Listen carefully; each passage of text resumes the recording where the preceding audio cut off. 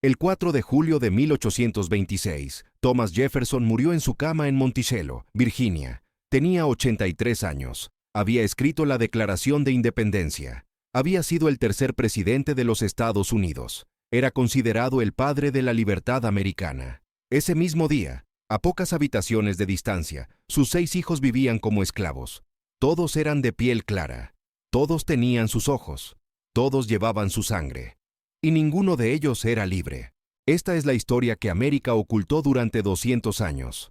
La historia de cómo el hombre que escribió "Todos los hombres son creados iguales" mantuvo a sus propios hijos en cadenas. Y cómo, uno por uno, fueron vendidos, liberados o forzados a desaparecer para proteger el legado del hombre más importante de América. Virginia, 1773. Thomas Jefferson tenía 30 años cuando se casó con Martha Wayles. Ella era viuda, rica, de buena familia.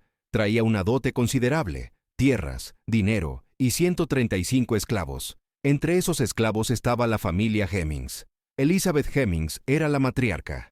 Tenía 38 años y 12 hijos. 6 de esos niños eran mulatos de piel clara. Su padre era John Wayles, el padre de Martha, el suegro de Jefferson.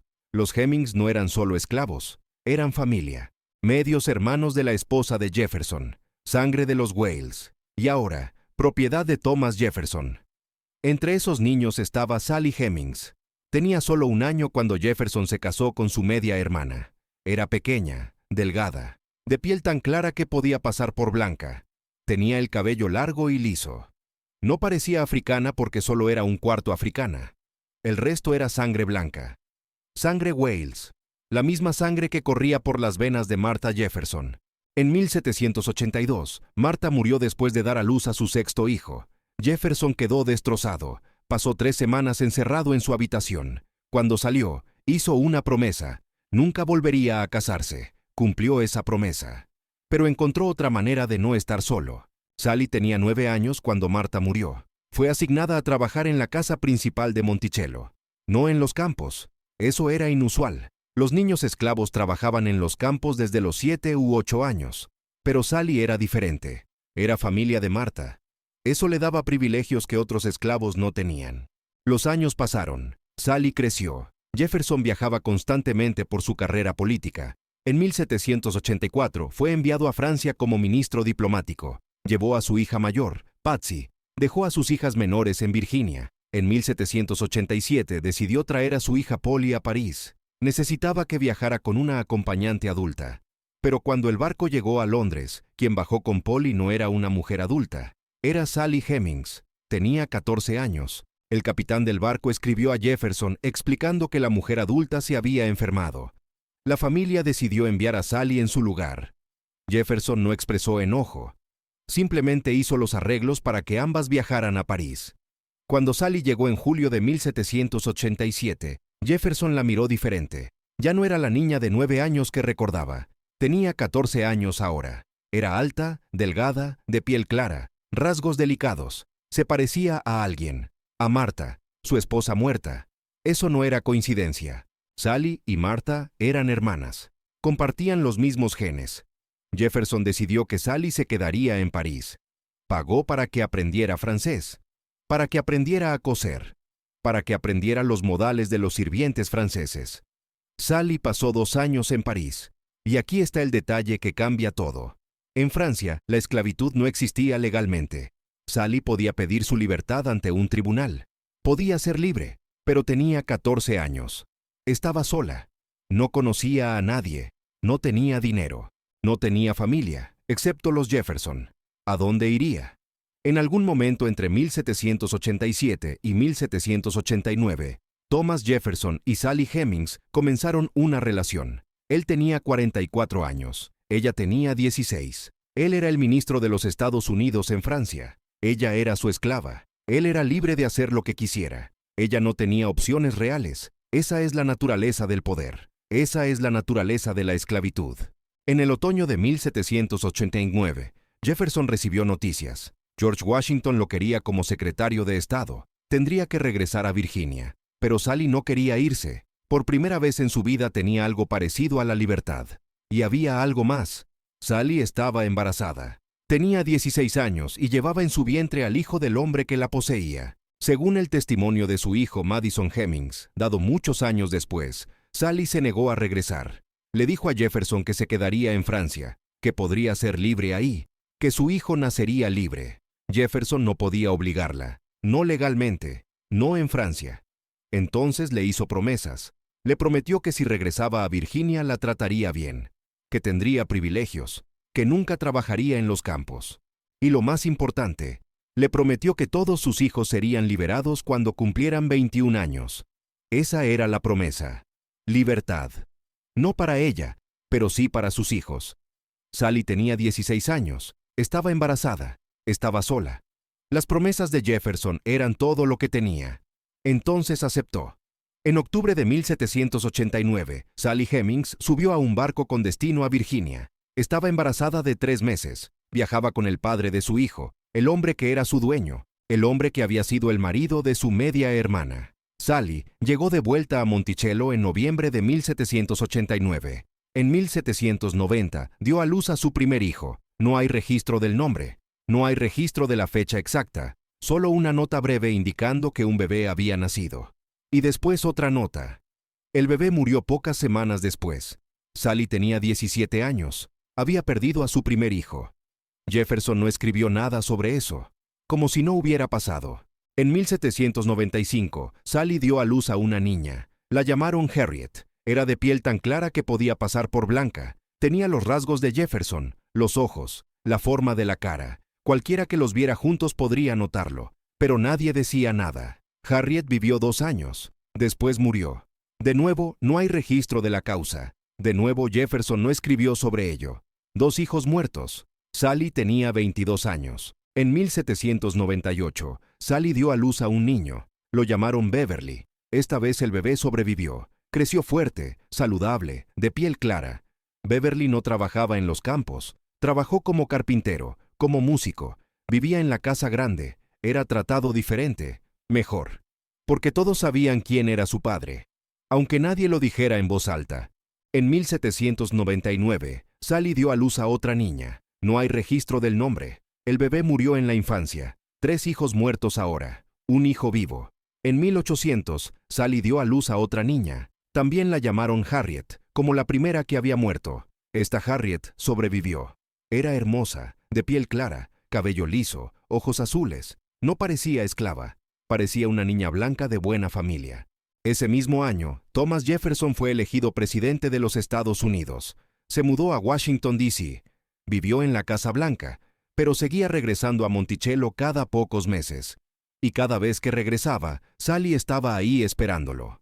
En septiembre de 1802, un periodista llamado James Callender publicó un artículo explosivo. Decía que el presidente Jefferson mantenía como concubina a una de sus esclavas, que su nombre era Sally, que había tenido varios hijos con ella, que esos niños vivían en Monticello, que se parecían a Jefferson, que todos en Virginia lo sabían. El escándalo explotó. Los periódicos reprodujeron la historia. Los enemigos políticos de Jefferson lo atacaron. Publicaron caricaturas obscenas. Lo llamaron hipócrita. Decían que el hombre que había escrito que todos los hombres son creados iguales tenía hijos esclavos. Jefferson no respondió. Nunca negó el artículo. Nunca confirmó nada. Simplemente guardó silencio. Sus hijas defendieron a su padre. Dijeron que era imposible. Que los niños de piel clara eran hijos de los sobrinos de Jefferson, no de él. Pero Jefferson mismo nunca dijo nada. El escándalo eventualmente pasó. Jefferson fue reelegido en 1804 y siguió regresando a Monticello. Siguió viendo a Sally. Siguió teniendo hijos con ella. En 1805, Sally dio a luz a un niño. Lo llamaron Madison. Era su 5º hijo vivo. En 1808, Sally dio a luz a su último hijo. Lo llamaron Eston. Tenía la piel más clara de todos. Podía pasar completamente por blanco. Sally Hemings tuvo 6 hijos de Thomas Jefferson. 4 sobrevivieron hasta la edad adulta. Beverly, Harriet, Madison y Eston. Todos de piel clara. Todos con los rasgos de Jefferson. Todos esclavos por nacimiento.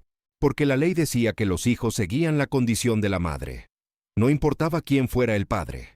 Si la madre era esclava, los hijos eran esclavos. Incluso si el padre era el presidente de los Estados Unidos.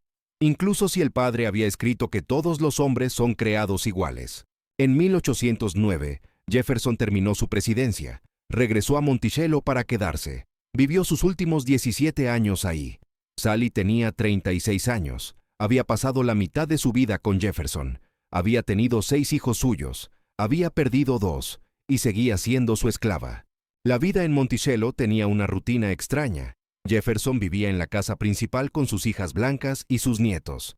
Sally vivía en una habitación pequeña conectada a la casa por un pasillo. Sus hijos vivían cerca. Beverly trabajaba como carpintero. Harriet ayudaba en la casa. Madison y Eston eran todavía niños. Todos trabajaban, pero no como los otros esclavos. Tenían privilegios que los otros 300 esclavos de Monticello no tenían. Los visitantes notaban a los niños de piel clara. Preguntaban quiénes eran. Los esclavos respondían con evasivas. Todos lo sabían, pero nadie lo decía en voz alta. Era el secreto que todos compartían, porque Jefferson era poder. Jefferson era respetado. Decir la verdad significaría destruir todo.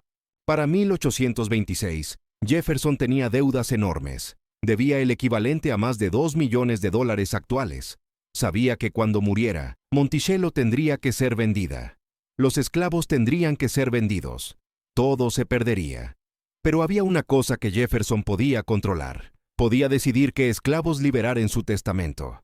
Jefferson decidió liberar a 5 esclavos, solo 5 de los más de 100 que poseía. 2 de ellos eran los hermanos de Sally, los otros 3 eran hijos de Sally. Beverly, Madison y Eston. Los liberaría. Cumpliría la promesa que le había hecho a Sally 37 años antes en París. Pero no liberó a Sally. Su nombre no aparece en el testamento. No hay ninguna carta de libertad para ella. Nada. Después de 37 años, después de 6 hijos, Jefferson no la liberó.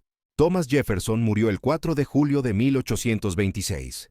Tenía 83 años. Murió el mismo día que John Adams. Fue visto como un signo del destino. Los periódicos publicaron elogios. Hablaron de su grandeza, de su legado. Nadie mencionó a Sally Hemings. Nadie habló de los 6 hijos que había tenido con ella. Todo eso fue ignorado, enterrado, olvidado. Sally Hemings no fue oficialmente liberada, pero la hija de Jefferson le permitió irse de Monticello poco después de su muerte. Sally se mudó a Charlottesville con sus hijos Madison y Eston. Tenía 53 años. Por primera vez en su vida no era propiedad de nadie. Sally Hemings vivió 9 años más. Murió en 1835. Tenía 62 años. En el censo de 1830 fue registrada como mujer blanca. Sus hijos fueron registrados como blancos. Los 4 hijos de Sally que sobrevivieron tomaron caminos diferentes. Beverly desapareció en 1822. Tenía 24 años. Simplemente se fue de Monticello un día y nunca regresó. Jefferson registró que Beverly había huido, pero no envió a nadie a buscarlo. Beverly se fue al norte, se casó con una mujer blanca, vivió como hombre blanco, tuvo hijos. Sus descendientes nunca supieron que tenían sangre africana. Nunca supieron que su bisabuelo había sido Thomas Jefferson. Beverly borró esa historia deliberadamente. Harriet también se fue en 1822. Tenía 21 años. Jefferson le dio dinero para el viaje, $50, suficiente para llegar lejos. Harriet fue a Washington, D.C., se casó con un hombre blanco, vivió como mujer blanca, tuvo hijos, su familia nunca supo la verdad. Harriet guardó el secreto hasta su muerte. Madison Hemings fue diferente. Fue liberado oficialmente en el testamento de Jefferson en 1826. Tenía 21 años. Se quedó en Virginia. Se casó con una mujer negra libre. Tuvo hijos. Vivió como hombre negro. Y en 1873, cuando tenía 68 años, dio una entrevista a un periódico. Contó toda la historia. Dijo que su padre era Thomas Jefferson, que su madre era Sally Hemings, que Sally había sido la concubina de Jefferson durante 37 años, que todos sus hermanos eran hijos de Jefferson. Madison fue el único que dijo la verdad públicamente. Eston Hemings también fue liberado en 1826. Tenía 18 años. Se quedó en Virginia por un tiempo. Se casó. Tuvo hijos.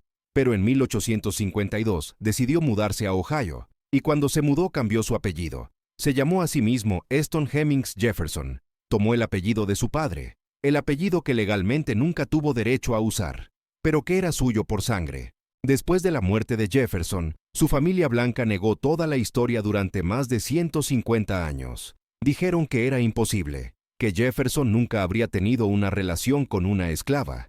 Atacaron la credibilidad de Madison Hemings. Dijeron que estaba mintiendo. La familia blanca de Jefferson protegió su reputación durante décadas, y América los creyó. Pero en 1998 todo cambió. Un grupo de científicos realizó pruebas de ADN en los descendientes de Eston Hemings y en los descendientes de la familia Jefferson. Los resultados fueron claros. Los descendientes de Eston tenían el ADN de la línea Jefferson. Thomas Jefferson era el padre de Eston Hemings, y si era el padre de Eston, probablemente era el padre de todos los hijos de Sally. 172 años después de la muerte de Jefferson, la ciencia confirmó lo que Madison Hemings había dicho en 1873. Lo que los esclavos de Monticello siempre habían sabido, lo que Sally Hemings había vivido durante 37 años. Thomas Jefferson había tenido 6 hijos con su esclava, la esclava que era la media hermana de su esposa muerta, la esclava que nunca fue libre, la esclava que fue borrada de la historia oficial durante casi 2 siglos. Esta es la historia que América intentó enterrar. La historia del padre de la libertad que esclavizó a sus propios 6 hijos, que los mantuvo como propiedad, que permitió que 2 desaparecieran en el mundo blanco, que liberó a 3 solo cuando cumplieron 21 años, y que nunca, ni una sola vez, reconoció públicamente que eran suyos. Esta es la verdad sobre Thomas Jefferson, una verdad que solo el ADN pudo confirmar, una verdad que América no quiso ver durante 200 años.